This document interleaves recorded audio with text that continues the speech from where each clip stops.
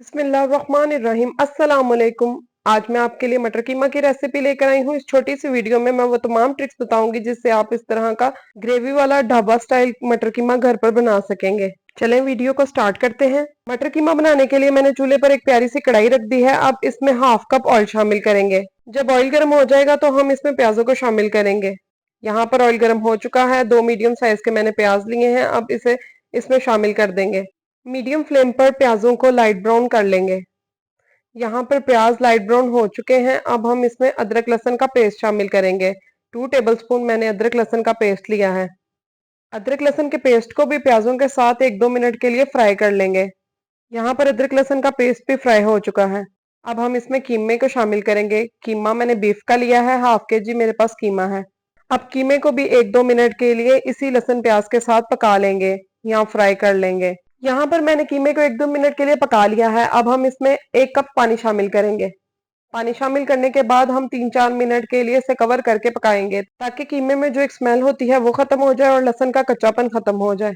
कीमे में कोई भी मसाला शामिल करने से पहले हम 5 मिनट के लिए सिर्फ इस तरह ही कीमे को पकाएंगे।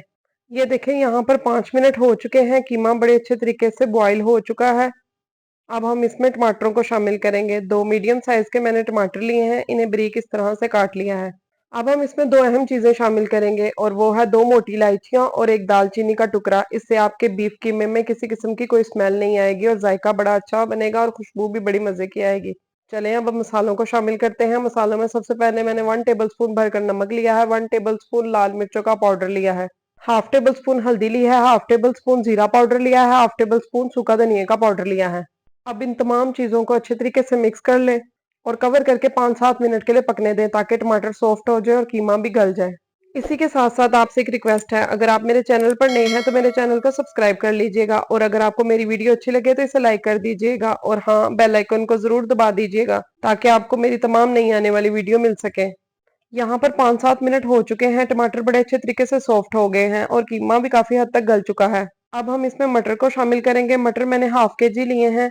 मटरों को भी मसाले के साथ 5-7 मिनट के लिए भून लेंगे। ये देखें, यहाँ पर मसाले का कलर कितना खूबसूरत आया है। अब हम मसाले में मटर शामिल करेंगे। मटर शामिल करने के बाद इनको भी मसाले के साथ 5-6 मिनट के लिए भून लेंगे। आप जितना मसाले को अच्छे तरीके से भूनेंगे आपके खाने का टेस्ट उतना ही बढ़ेगा। ये देखें, मसाला भूनते हुए 5-7 मिनट हो चुके हैं। अब हम इसमें 1 गिलास पानी शामिल करेंगे। हमने ग्रेवी वाला कीमा मटर कीमा बनाना है, इसलिए हम 1 गिलास भरकर पानी का शामिल करेंगे। अक्सर लोग पानी शामिल नहीं करते जिसकी वजह से उनका रूखा रूखा कीमा बनता है। लेकिन अगर आप इस तरीके से अगर पानी को शामिल करके दम लगाएंगे तो आपका कीमा कभी भी रूखा नहीं बनेगा। अब दम लगाने से पहले धनिया और हरी मिर्चें भी इस स्टेज पर शामिल कर दें। हरी मिर्चें साबुत ली हैं मैंने, दरमियान से कट लगाए हैं। साबुत हरी मिर्चों का खाने में टेस्ट कमाल का होता है। अब यहाँ पर मैं कवर कर दूंगी और 5-7 मिनट के लिए हल्की आंच पर पकने दूंगी। यहाँ पर मटर कीमे को पकते हुए 5-6 मिनट हो चुके हैं। ये देखें, मटर कीमा बड़े अच्छे तरीके से पककर तैयार हो गया है। अब गरम मसाले को शामिल करेंगे। हाफ टेबल स्पून मैंने गरम मसाला लिया है। अब मैं इसे डिश आउट कर लूंगी। ये मटर कीमा आप चावलों के साथ, रोटी के साथ, पराठों के साथ सर्व कर सकते हैं।